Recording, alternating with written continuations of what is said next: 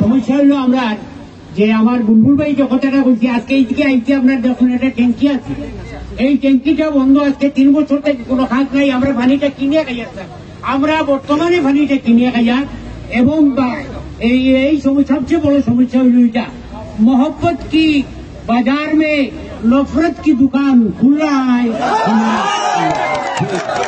नफरत का दुकान में मोहब्बत का दुकान चल रहा है,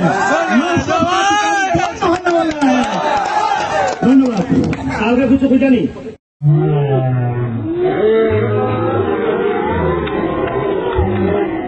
আগামী 26-এ দেখবেন সমস্ত আসাম থেকে বিজেপি নিঃশ্বাস হয়ে যাবে। আমিও বিজেপিতে ছিলাম, বিজেপি কি বস্তু আমার চেয়ে কেউ বেশি বুঝে না।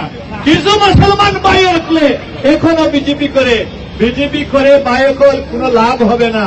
যে দলে প্রত্যেক ধর্মের সম অধিকার আছে এই দলের নাম হয়েছে কংগ্রেস। এই দলে মুসলমান খ্রিস্টান ইসাই সব ধর্মের সমান অধিকার আছে। যাই হোক, আজকে আপনার বকুল মজুমদারকে সামনে আসার জন্য আমি অনুরোধ করছি।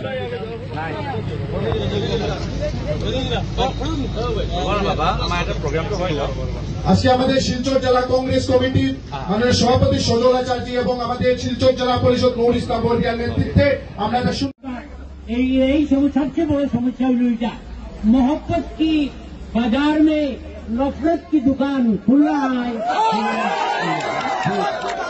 नफरत की दुकान में मोहब्बत का दुकान चल रहा है,